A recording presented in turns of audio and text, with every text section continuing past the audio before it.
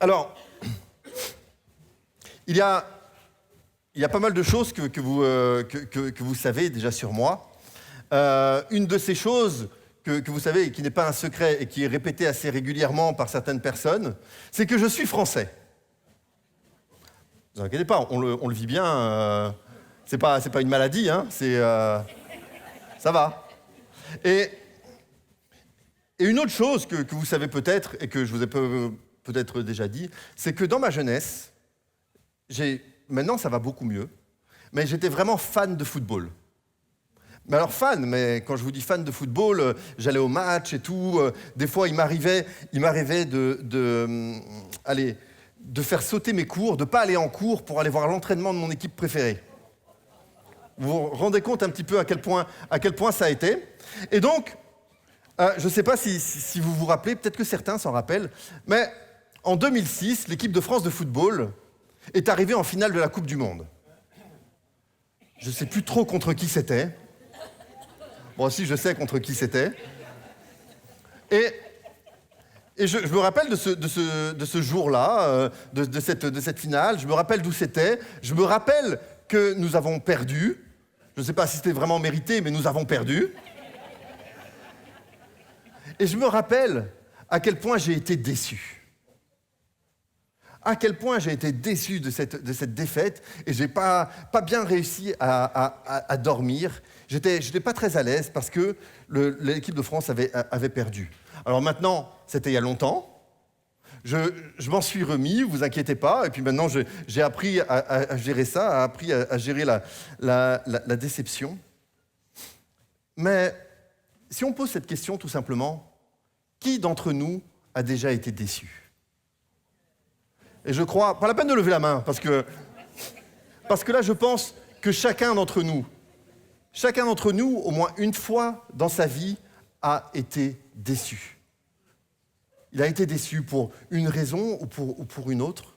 Mais chacun, nous avons vécu cette sensation de la déception. Et j'aimerais ce matin m'attarder avec vous sur un texte de l'Ancien Testament pour illustrer vraiment une vérité qui est essentielle pour le croyant, qui est très simple, c'est que nous allons être déçus dans notre vie, mais que la manière dont nous allons réagir à la déception dépend de nous-mêmes. Le texte que j'aimerais prendre pour base de ma prédication, c'est un texte qu'on trouve dans le livre de l'Exode, au chapitre 32. Et on voit, pour mettre un petit peu dans le contexte, qu'à cette époque, le peuple est sorti d'Égypte après des années d'esclavage. Et Dieu leur permet de sortir de cette servitude pour prendre possession du pays promis. Et Moïse va alors conduire le peuple hors de l'Égypte. Et à un moment, Moïse va laisser le peuple pour monter sur la montagne et avoir un moment d'intimité avec Dieu. Et le peuple va se retrouver tout seul. Le peuple va se sentir comme abandonné pendant 40 jours, sans guide, et avoir vraiment cette impression qu'on l'a laissé tomber. Et voici ce que le peuple va faire. Et on va lire les 5 premiers versets du chapitre 32 du livre de l'Exode. Le peuple, voyant que Moïse tardait à descendre de la montagne, s'assembla autour d'Aaron et lui dit : « Allons, fais-nous un Dieu qui marche devant nous, car ce Moïse, cet homme qui nous a fait sortir du pays d'Égypte, nous ne savons ce qu'il est devenu. » Aaron leur dit : « ôtez les anneaux d'or qui sont aux oreilles de vos femmes, de vos fils et de vos filles, et apportez-les-moi. » Et tous ôtèrent les anneaux d'or qui étaient à leurs oreilles, et ils les apportèrent à Aaron. Il les reçut de leurs mains, jeta l'or dans un moule, et fit un veau en fonte.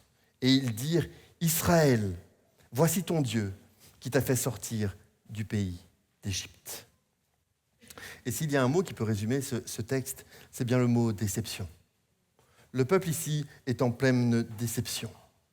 Même si Dieu l'a fait sortir de l'Égypte, même s'ils ont traversé la mer Rouge, même si Dieu a montré sa bonté et a donné des bénédictions incroyables à ce peuple, ils sont maintenant au milieu du désert.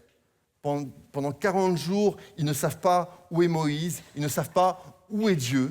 Ils sont tous les deux introuvables. Et le peuple, il est dit, le peuple voyant que Moïse tardait de la montagne. Le peuple est déçu.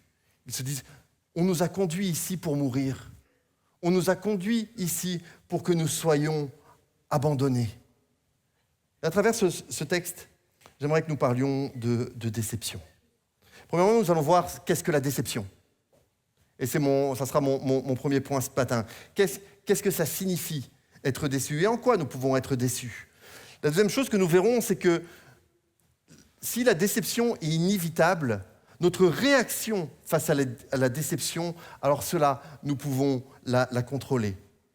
La troisième chose que nous verrons, c'est que la déception, c'est l'occasion pour nous d'exercer notre foi.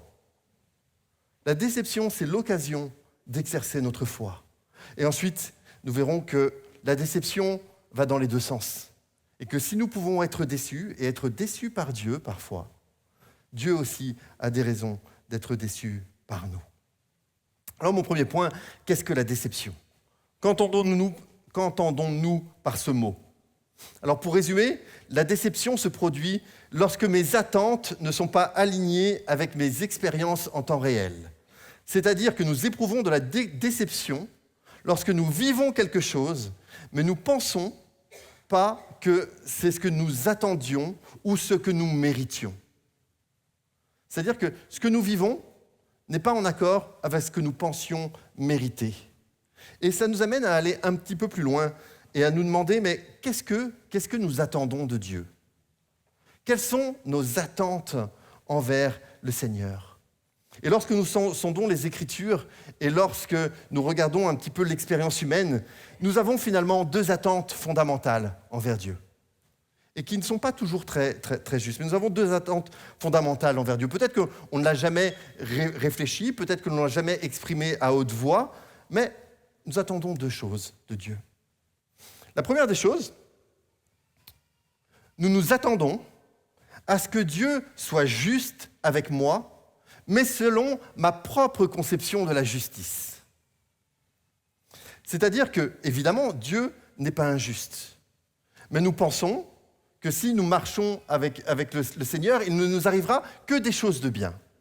Et qu'au contraire, que ceux qui ne marchent pas avec le Seigneur, il va leur arriver que des choses de mal. C'est par exemple l'exemple de Jonas. On connaît l'histoire de Jonas, le prophète avec le grand poisson. Mais à la fin, qu'est-ce qui se passe avec Jonas? Dieu va faire grâce aux gens de Ninive, qui étaient absolument opposés au peuple, qui lui faisait du mal. Et Jonas va devenir bouleversé, il va devenir amer, il va être déçu contre Dieu. Parce que Dieu va décider de sauver les Ninivites. Il va les sauver du châtiment. Et Jonas va dire, mais c'est pas normal, c'est pas juste. C'est pas juste, pourquoi tu les sauves? Ils sont contre nous. Parce que Jonas avait une conception de la justice, mais Dieu en avait une autre. C'est l'histoire de Job, tout simplement, dont les amis sont déconcertés parce que Job passe par beaucoup d'épreuves. Et les amis de Job, plusieurs fois, vont venir vers lui et lui dire « Mais qu'est-ce que tu as fait? Tu as dû faire quelque chose de mal pour que cela t'arrive. Il y a quelque chose qui ne va pas dans ta vie pour que tu aies tellement de malheur. » Parce que pour les amis de Job, Dieu ne pouvait pas être juste en faisant cela à Job, en lui reprenant son argent, sa santé, ses enfants, etc. Nous pouvons avoir notre propre conception de la justice qui est différente de celle de Dieu. Combien de fois, peut-être que nous ne l'avons pas dit à haute voix, mais combien de fois nous avons pu penser que Dieu pouvait être injuste envers nous? Combien de fois n'avons-nous pas dit « mais pourquoi ?» Pour combien de fois n'avons-nous pas eu l'impression que Dieu ne nous traitait pas correctement, que Dieu ne nous traitait pas comme nous le méritions, que ce soit devant le décès d'un proche inopiné, que ce soit devant la maladie, que ce soit devant la perte d'un emploi, que ce soit devant une épreuve dans la famille, que ce soit tout simplement devant des difficultés de la vie, dans notre quotidien, que ce soit petit ou grand. Mais combien de fois n'avons-nous pas dit ou simplement pensé « Dieu, tu n'es pas très juste avec moi. Dieu, tu es injuste. Je ne mérite pas ce qui m'arrive. Pourquoi cela m'arrive? J'ai pourtant été bon, j'ai pourtant été fidèle, j'ai pourtant été obéissant. Nous nous attendons à ce que Dieu nous traite selon notre propre conception de la justice. La deuxième attente que nous avons, c'est que nous nous attendons à ce que Dieu agisse au moment où je le décide, selon mon agenda, selon mon timing, selon mes propres plans. C'est ce que les fils de Corée vont exprimer au psaume 44, où ils vont dire « Réveille-toi, pourquoi dors-tu, Seigneur ? Réveille-toi, ne me repousse pas à jamais. Pourquoi caches-tu ta face ?» Et je vous laisse lire la suite. Mais c'est tout à fait aussi ce que va dire Marthe quand elle va à la rencontre de Jésus après la mort de son frère Lazare, dans Jean au chapitre 11. Et elle va dire à Jésus « Mais si tu avais été là », c'est une manière de dire à Jésus « Là, tu es arrivé en retard. Là, franchement, tu aurais pu faire un effort. Là, ce n'est pas tout à fait le bon timing. » Et combien de fois nous avons pu dire « Mais Seigneur, j'ai besoin de toi. » Et tu n'es pas là. Et tu n'es pas là. Combien de fois nous aurions aimé que l'Éternel agisse et qu'il ne l'a pas fait selon ce que nous pensions et au moment où nous le pensions. Et si nous devons être totalement honnêtes, nous avons pour la grande majorité d'entre nous déjà été déçus par Dieu. Parce que Dieu n'a pas agi comme nous entendions, parce que Dieu n'a pas agi selon notre timing. Et en disant ça, je ne remets absolument pas en question la sainteté et la perfection de Dieu.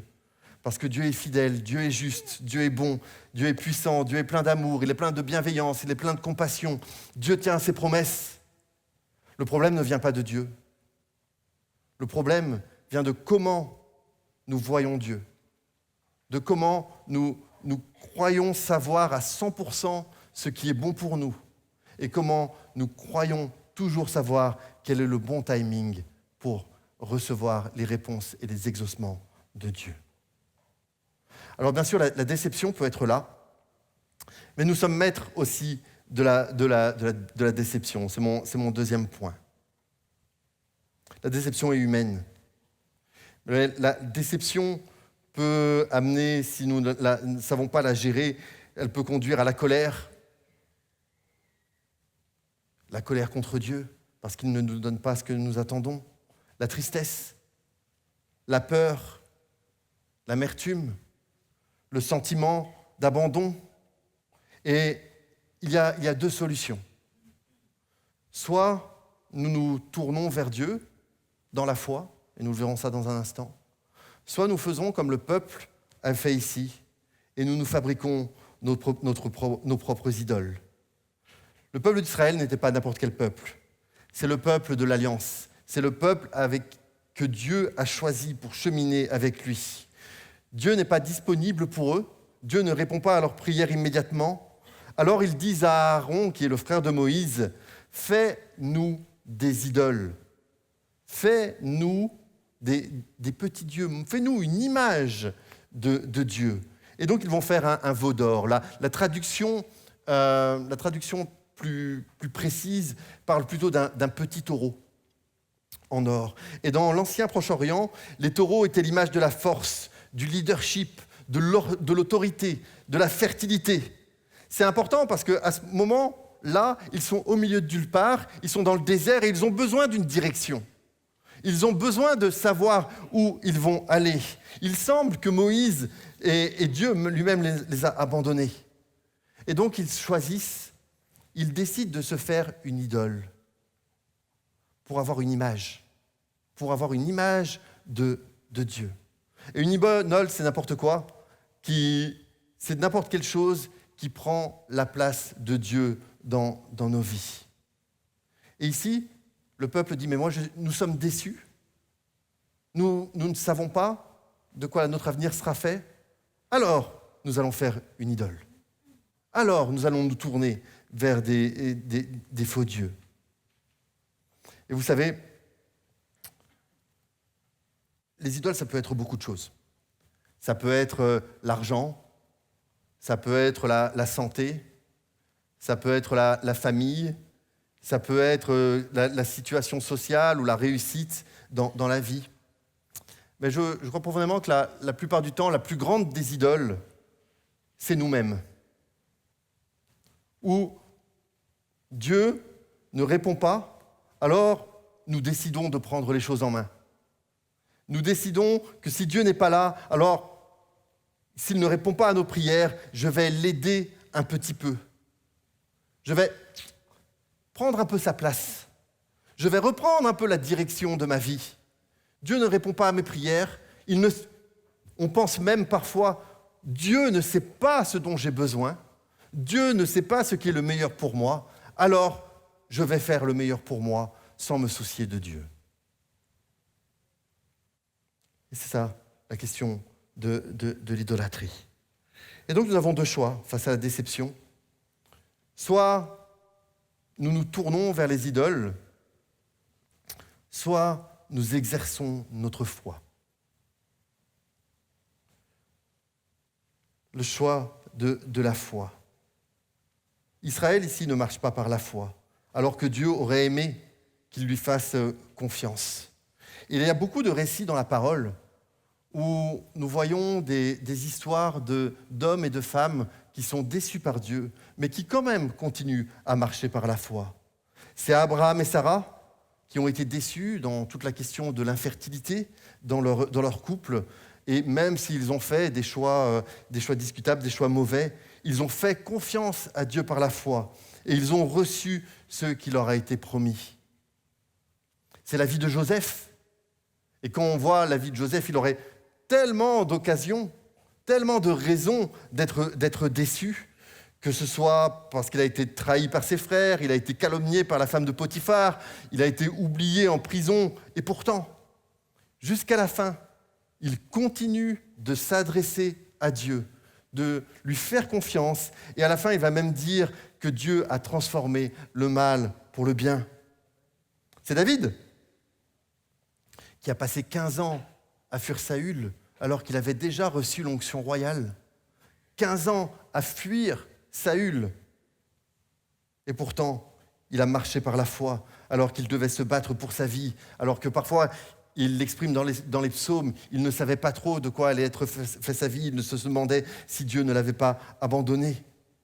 C'est Job qui perd tout, et qui pourtant, dans des paroles pleines de foi, va dire que même si Dieu reprend sa vie, il continuera à lui faire confiance. Et il y a Israël, qui malheureusement, de multiples fois, contrairement aux personnes que je viens de citer, ont choisi l'idolâtrie plutôt que la foi. La déception, quand tu es déçu, c'est l'occasion de refaire confiance au Seigneur et de lui dire « Seigneur, je ne comprends pas, mais je te fais confiance. Seigneur, je ne vois pas, je ne sais pas quel est ton agenda pour moi, mais je décide de te faire confiance. » Une autre chose que vous pouvez apprendre sur moi, c'est que j'ai jamais été très fort en mathématiques. Je suis pas très très fort. En primaire, ça allait encore, mais après, c'était pas trop mon truc. Et je trouve qu'il y a une invention absolument incroyable, on appelle ça les calculatrices. Et maintenant, vraiment, quand je fais les devoirs avec les enfants, déjà, quand ça arrive avec Ellie, bon, j'arrive plus trop à suivre. Vous savez, les X, les A, les trucs au carré et tout. OK.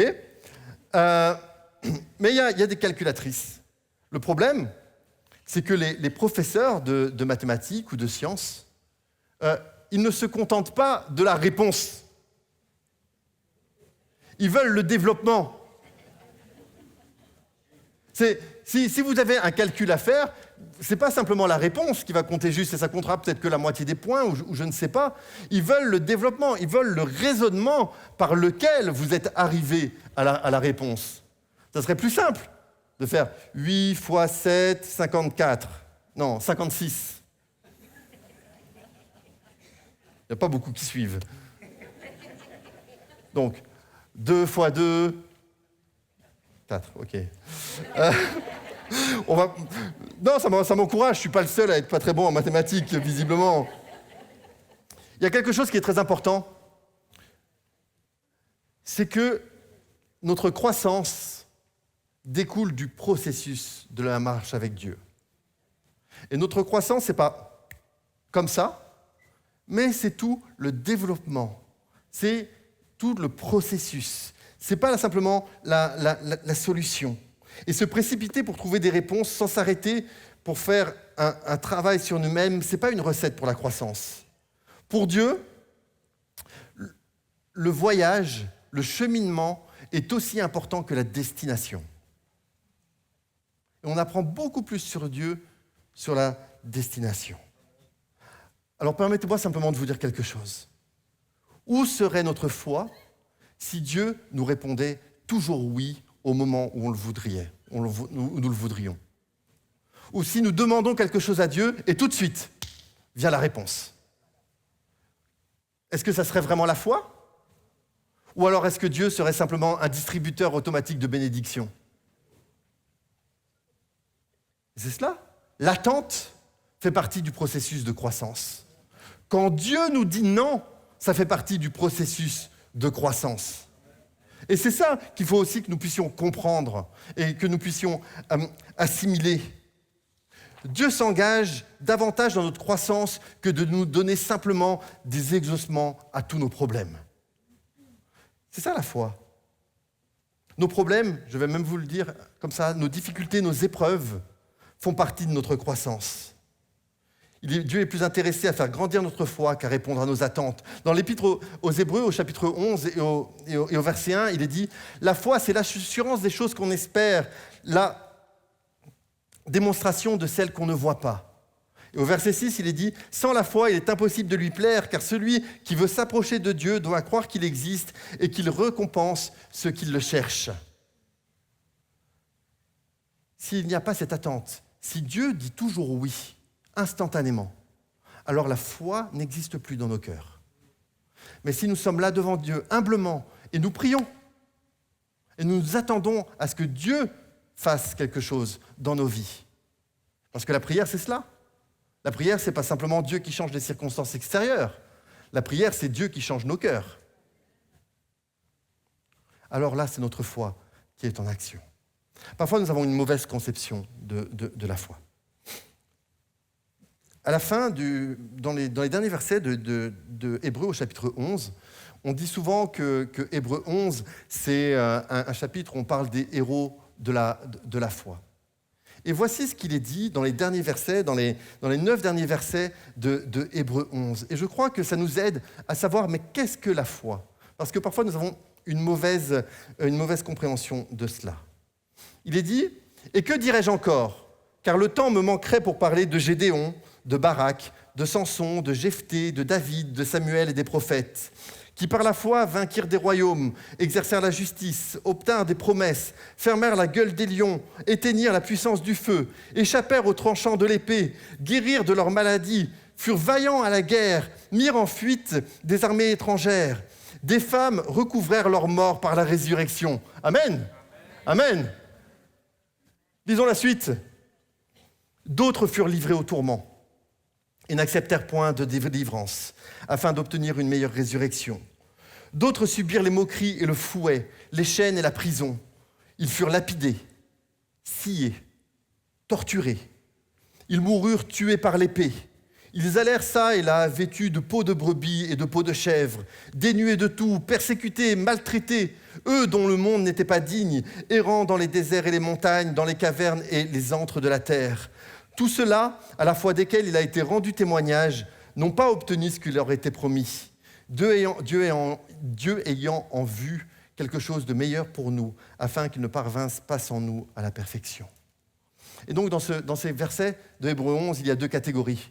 On va l'appeler le groupe numéro 1 et le groupe numéro 2. Et le groupe numéro 1, ce sont les croyants qui se sont retrouvés dans des situations impossibles, qui ont été confrontés à des obstacles insurmontables, et ils ont demandé à Dieu d'être délivrés, de faire un miracle, et Dieu l'a fait. Et Dieu leur a permis de sortir indemnes de la fosse aux lions ou du feu, et de vaincre des armées. Et c'est notre Dieu, et Dieu fait cela. Mais il y a l'autre groupe qui s'est retrouvé dans des situations similaires. et qui a probablement demandé aussi à Dieu de faire ce genre de miracle. Mais à eux, Dieu a dit non. À eux, Dieu a dit pas encore. Et ils ont montré leur foi en faisant confiance à Dieu au milieu d'une prière qui n'avait pas encore de réponse. Et en proclamant que connaître Dieu était mieux que toute autre réponse que Dieu pouvait donner à leur prière. C'est cette présence de Dieu. La foi, c'est continuer de faire confiance en Dieu, même quand il nous dit non ou quand il nous dit attends. Notre déception vient souvent de cette mauvaise compréhension. Dieu est aussi déçu dans cette relation. Il va dire dans Exode 32 au verset 9 et 10, « L'Éternel dit à Moïse, « Je vois que ce peuple est un peuple au cou raide. Maintenant, laisse-moi, ma colère va s'enflammer contre eux, et je les consumerai, mais je ferai de toi une grande nation. » Israël a un cou raide. C'est une métaphore agricole pour dire simplement que quand un cheval ou quand un bœuf refuse de répondre à l'attraction de la corde, qu'il ne refuse de se laisser diriger. Et on va voir que Moïse, dans cette histoire, va briser les tablettes, ces tablettes qui contenaient les directives de la relation entre Israël et Dieu. Et c'est comme si la relation était brisée. Dieu a été déçu par son peuple. Et très souvent, nous imaginons et nous comprenons notre déception envers ce que Dieu ne nous donne pas, mais nous avons du mal à imaginer que Dieu aussi peut parfois être déçu de ce que nous pouvons faire. Nous avons, comme je l'ai dit tout à l'heure, deux attentes essentielles par rapport à Dieu. Et quand nous retournons ces attentes envers nous-mêmes, alors évidemment, ça prend une perspective différente. Nous nous attendons à ce que Dieu soit totalement juste. Mais est-ce que nous sommes totalement justes avec Dieu? Est-ce que parfois, nous n'enfreignons pas ses commandements? Est-ce que nous n'avons pas parfois traité un Dieu saint de manière tout à fait impure et profane? Est-ce que nous avons toujours été disponibles pour Dieu dans notre vie quotidienne, dans notre temps de prière, de louange, de lecture de la parole? Est-ce que nous n'avons pas fait des idoles dans nos vies? Et Dieu a des raisons, parfois, d'être déçu envers nous. Dieu est prêt à s'en aller et Moïse va intercéder en faveur d'Israël. Et Moïse va lui rappeler les projets que Dieu a donnés à ce peuple. Il va dire, rappelle-toi, n'oublie pas ce que tu as passé alliance. Et la déception n'enlève pas l'alliance. Nous parlons ici de la souveraineté de Dieu. Nous parlons de son contrôle, du fait que Dieu utilise tout, le bien et le mal, les montagnes et les vallées pour accomplir ses desseins dans nos vies.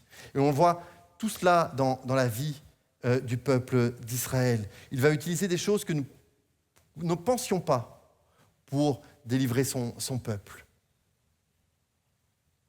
Dieu est totalement souverain. Et parfois, les difficultés font partie du plan de Dieu. Et la déception peut faire aussi partie du plan de Dieu pour nous amener plus loin avec lui et montrer sa souveraineté.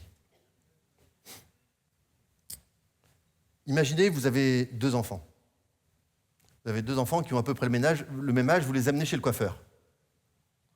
Et donc le premier s'assoit sur la table sur la chaise du coiffeur, pardon, et le coiffeur lui dit, mets ta tête à droite. Et donc, bien gentiment, il met sa tête à droite, mets ta tête à gauche, devant. Vous connaissez, vous êtes déjà passé chez le coiffeur, et le coiffeur donne des instructions. Et donc, si c'est un bon coiffeur, et si le premier enfant obéit bien, et comprend bien les instructions, alors, normalement, il doit ressortir avec une coupe qui doit être nickel. Mais imaginez, le deuxième enfant s'assoit sur la chaise, et dit, mets ta tête à droite, mets ta tête à gauche, et que d'un coup, il se met à bouger quand le coiffeur est avec le ciseau ou avec les rasoirs. Je ne suis pas sûr que la coupe va avoir le même rendu. Et quelque part, c'est la même chose avec nous. La déception nous parle de notre soumission au projet de Dieu dans nos vies. Et ça, ce n'est pas toujours facile. Parce que nous aimons bien garder le contrôle de nos vies. Nous aimons bien diriger nos vies. Nous aimons bien prendre des décisions et après mettre un petit peu de Dieu dedans. Nous aimons bien en faire à notre tête et après, une fois qu'on est dans les problèmes, venir vers Dieu et dire « Seigneur, pourquoi t'as permis cela ?» La déception nous parle de la soumission au projet de Dieu. Et comme je dis, nous allons être déçus. Et la déception en elle-même, c'est une chose. Mais comment nous allons le gérer ? Comment nous allons faire ? Est-ce que nous allons faire le choix d'aller vers des idoles ? Ou est-ce que nous allons faire le choix de marcher avec Dieu et de lui faire confiance, même si nous ne voyons pas, même si nous ne comprenons pas ? La déception, c'est l'occasion d'exercer notre foi. À la fin du chapitre, au verset 31 et 32, il est dit, c'est ma conclusion, Moïse retourna vers l'Éternel et dit « Ah, ce peuple a commis un grand péché. Ils se sont fait un Dieu d'or. Pardonne maintenant leurs péchés. Sinon, efface-moi de ton livre que tu as écrit. » Et c'est vraiment une des choses remarquables que l'on trouve dans cette histoire, et que même si Israël n'a pas bien réagi par rapport à la déception, et même s'ils ont choisi les idoles plutôt que la foi, Moïse va intercéder en leur faveur. Il ne va pas les laisser tomber. Il propose de prendre leur place. Et c'est quelque chose qu'on appelle l'expiation. Il propose de prendre leur place. Il dit à Dieu, pardonne-leur, ne les abandonne pas, n'efface pas leur nom de ton livre. Moïse dit, je veux bien être à leur place. Mais Dieu n'a pas fait cela. Et Dieu va faire d'une autre manière. Et cette histoire nous amène à nous demander s'il n'y aurait pas une expiation qui est encore meilleure pour nous dans nos problèmes. Des siècles plus tard, un Moïse meilleur et encore plus excellent est venu. Et son nom est Jésus-Christ, dont la Bible nous dit qu'il intercède en notre faveur. Sur la croix, l'auteur de l'Épître aux Hébreux dit qu'il a fait l'expiation pour nous une fois pour toutes. Il n'a pas simplement offert de mourir pour nous, comme l'a fait Moïse. Il s'est donné pour nous. Il s'est donné pour nous. Jésus est mort à notre place.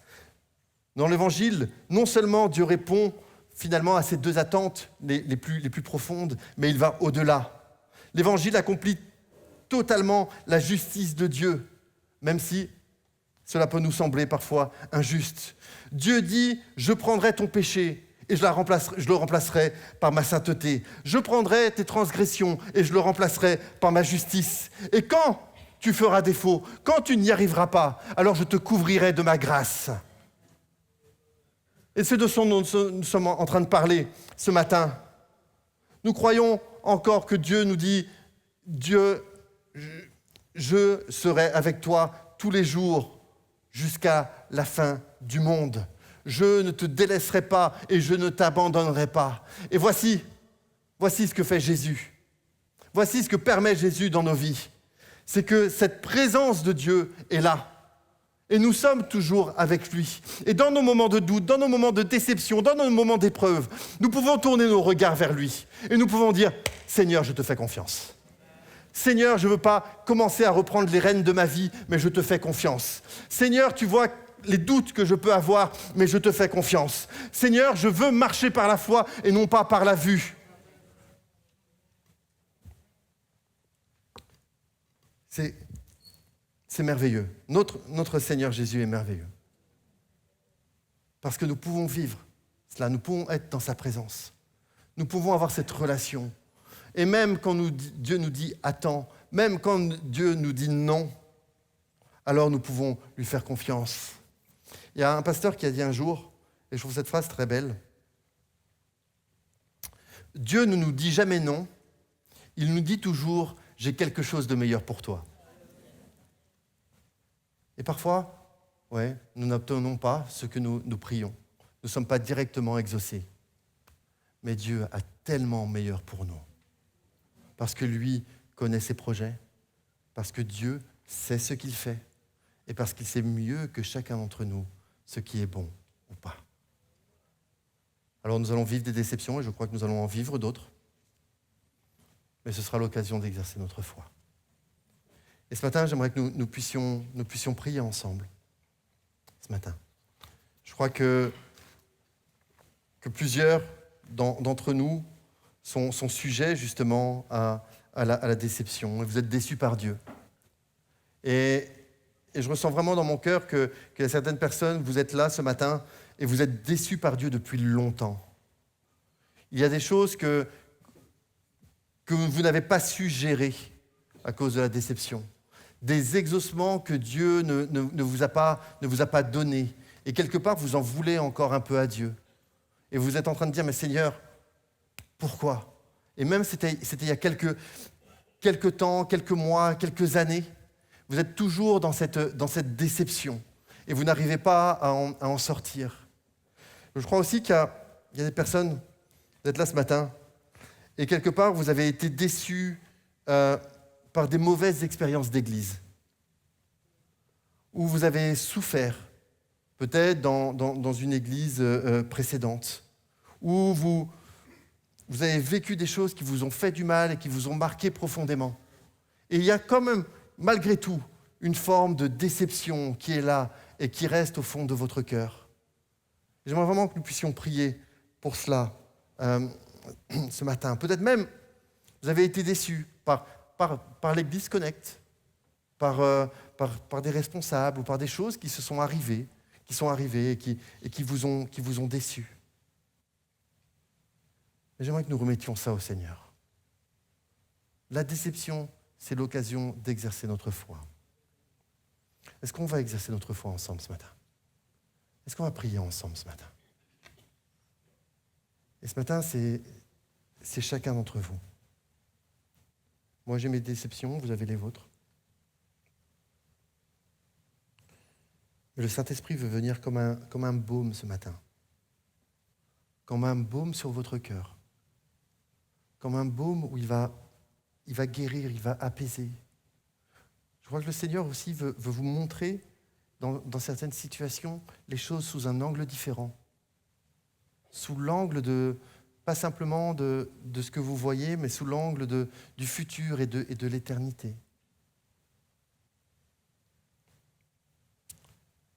Seigneur Jésus, merci.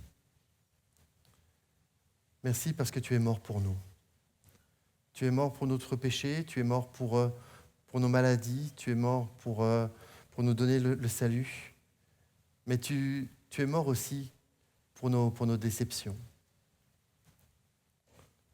Seigneur, tu nous connais chacun.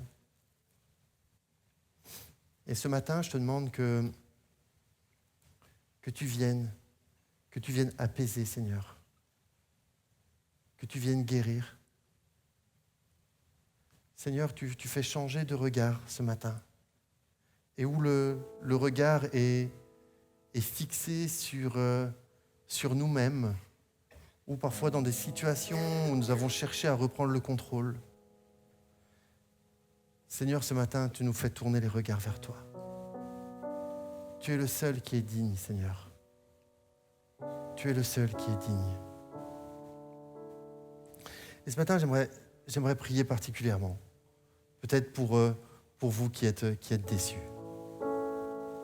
J'aimerais simplement vous demander, mais si tu sens que la déception te tenaille, et même parfois une déception que tu gardes depuis des années et des années, si tu te dis, mais maintenant je veux en être libéré, je veux marcher par la foi et croire que le Seigneur a de beaux projets pour moi, alors je te demanderais de te lever à ta place. Simplement, lève-toi à ta place et dis, mais Seigneur, je veux aller au-delà. Seigneur, je ne veux pas rester dans la déception. La déception nous empêche de rentrer pleinement dans les projets de Dieu. La déception nous empêche d'avancer. Je crois qu'il y a des personnes ici ce matin, vous êtes déçus par vos enfants. Vous êtes déçus par vos enfants parce qu'ils ne correspondent pas à ce que vous attendiez. Parce qu'ils ne correspondent pas au modèle que vous pensiez mériter. Et parce qu'ils se sont peut-être éloignés du Seigneur, ou parce qu'ils n'ont pas réussi les études telles que vous le pensiez, alors vous êtes déçus. Or là aussi, lève-toi ce matin. crois vraiment qu'il y a d'autres personnes. Vous devez vous lever ce matin. Je crois que c'est un acte de foi. C'est un acte de foi ce matin. Jésus, tu parles dans les cœurs maintenant, Seigneur, par ton esprit. Tu parles dans les cœurs.